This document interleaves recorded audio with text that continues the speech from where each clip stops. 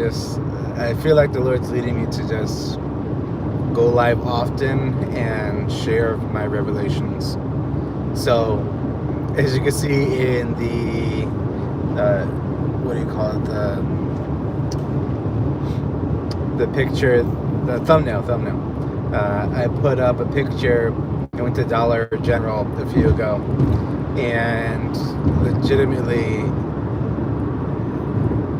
it was baffling what I saw, where these two contractors, they're doing some work on the side of the Dollar General.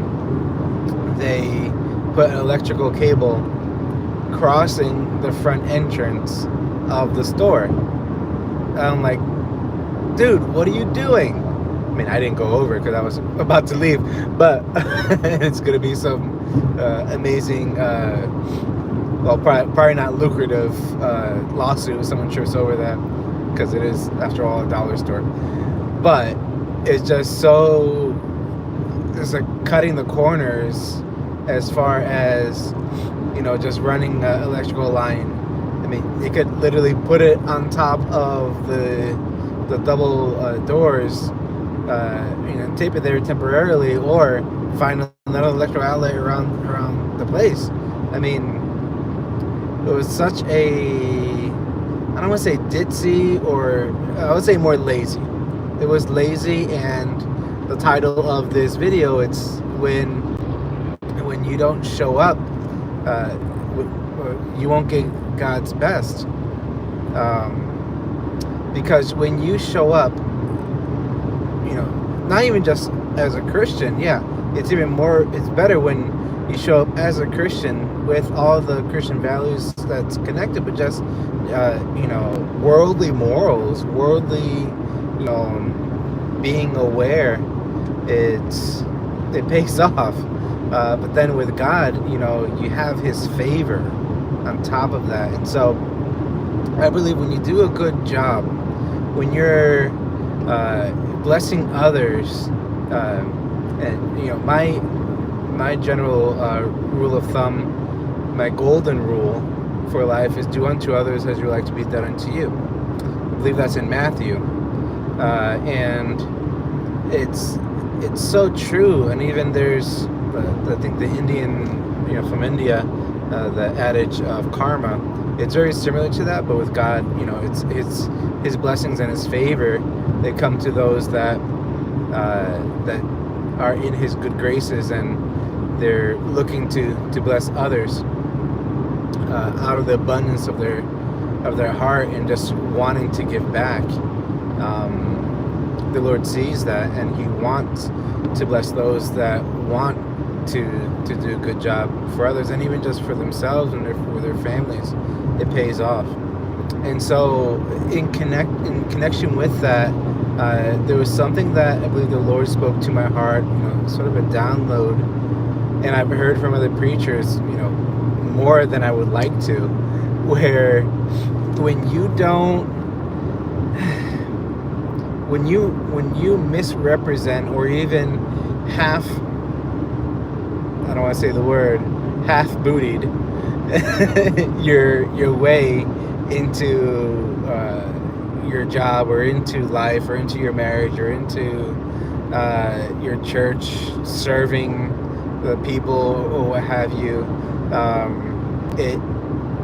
you're not only misrepresenting God, but you're misrepresenting the best that you can do. And so when you're being lazy, when you're just sort of dragging your feet in life, you're not gonna get ahead. I mean, for some, they'll do that, but because the term is a trust fund baby, or their family are super wealthy and they just drag their feet throughout life, but that's only going to go so far, and they're going to be miserable. I mean, they'll probably could be living on a yacht and like sipping $1,000 martinis or whatever, but they're not going to be fulfilled. They're not going to have a life that it really means anything. And if you want your life to mean something, you're gonna need to get your hands dirty. You're gonna need to put two hands on the plow, put the phone away, or in my case, I'm using my phone a lot more for business purposes, or for good, instead of just swiping and then swiping and then swiping again. For what? For what? I mean, even if you're playing games, I mean, there's a save function on most games that a year from now it's still gonna be where you left off, unless you delete your saved time or your saved logs or whatever.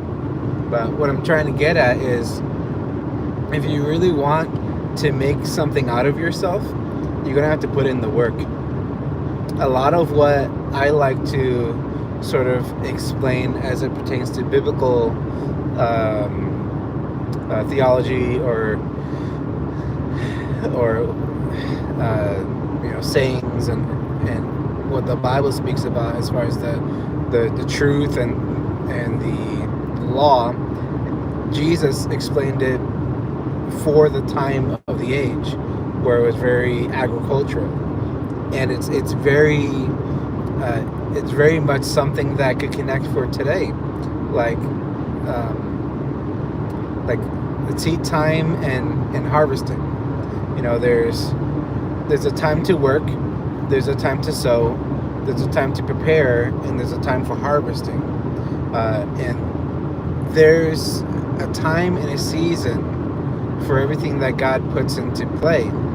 Even the trees, I'm driving down the highway, and the trees didn't just come about, being created as trees, maybe in the beginning, but the seed, within the seed, there's the blueprint of what their offspring should grow up to be, as long as all of the steps are done properly and in order.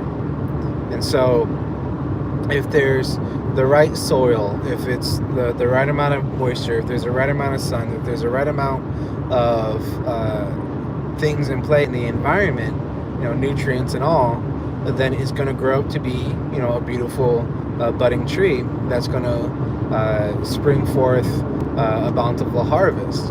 And so too many times people, they put their seed in the ground, they don't water it, they don't give it sun, they don't nurture it, and they're like, how come my seed isn't growing? I planted it. But the job doesn't end there. The job continues, just like a marriage. It's not going to be I took my wife out on a date and you're expecting your marriage to be amazing. One date in a month, or one I love you a week, isn't going to cut it. It's going to take some work. It's going to take some time. And it's through that time and it's through that work that your work is going to pay off. I'm reminded, I'm trying to think of the verse, but I'm reminded of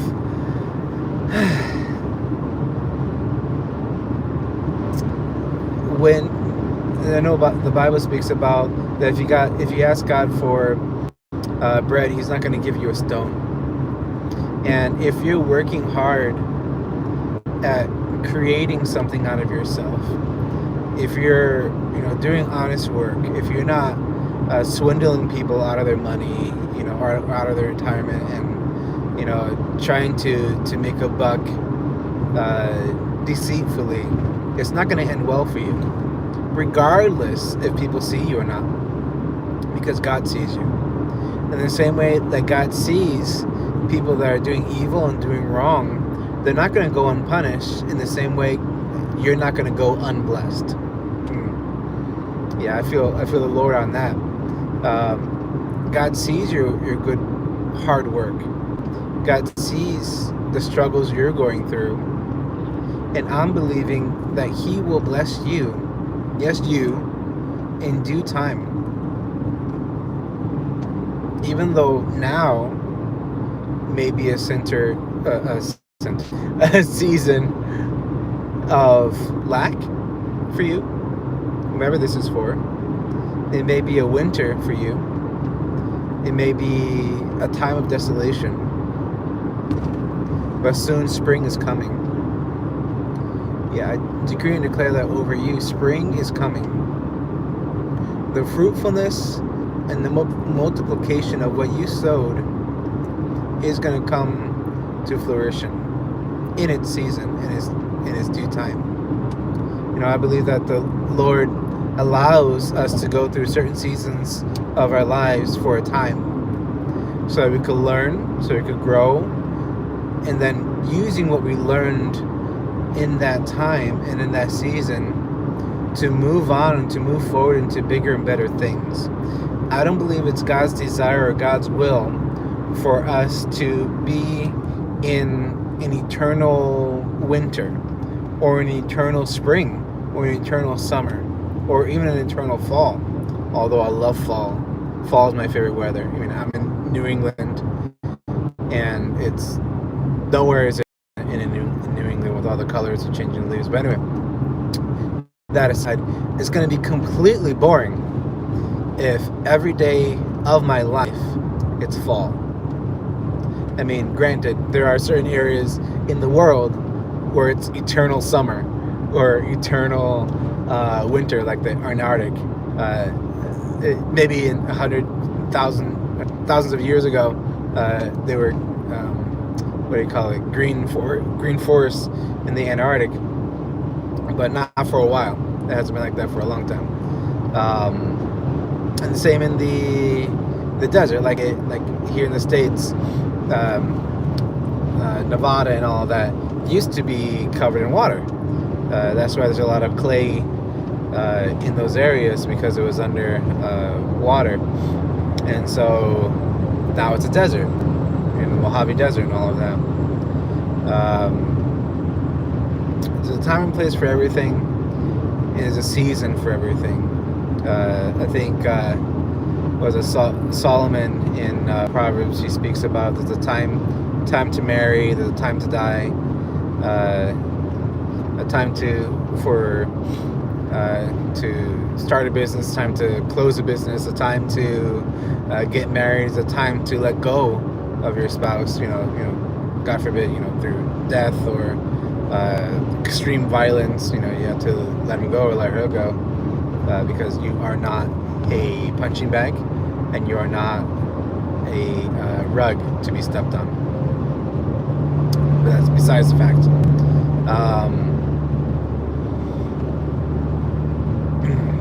Yeah. So I believe the Lord really spoken to my heart in connection with that, about representing Him, that when I'm not performing at my best, people are missing out on my best. People are missing out the blessings and the favors that I have to give to other people. Like, I'm not sure, like right now, like right this second, no one's watching this, but I'm believing by faith that exactly the people that the Lord wants to watch this will be touched by this and will be blessed by this, even though in this present second no one is watching this stream. And so by creating this video, I'm sowing a seed into those that will watch it in the future. And so when I'm not being obedient to the Lord, like say for praying someone in the supermarket, or ministering to somebody in my workplace, or helping my family member with finances, or with just my ear to listen to their situation, I'm being the hands and feet of Jesus. And when you're not representing and being the hands and feet of Jesus, Jesus is not being presented to them. And if you're not presenting Jesus to them, who will? Who will? Maybe somebody else, but maybe in that time and place, the Lord wants you to represent Jesus in that time and in that space. for such a time as this. What comes to mind is Esther, Queen Esther, and how she was put into leadership and rulership for such a time as this to save the Israeli people, to save God's people. And if she didn't heed that leadership or that role, who would? Who would have taken that role? Even David, King David. Who would have killed Goliath? Maybe eventually the Israeli army may have killed Goliath, but it would have taken half an army to bring him down. But with David and the power of the Lord, one stone, one smooth stone. I believe the Lord's calling you, yes you, to be like a David. To grab what you know that you do best, to do it the best that you can, to the best of your ability, and use it like David's sling and slay the enemy with whichever weapon you have available to you. Because you don't know what people are dealing with. You don't know what a kind of life or turmoil or suicidal tendencies people are dealing with, that with your one conversation with them could save their life. So in a similar instance, like the other day when I was praying for somebody to receive healing, even though the healing didn't happen that second, I believe in the future, hopefully the near future, that healing is going to take place, but I sowed that seed.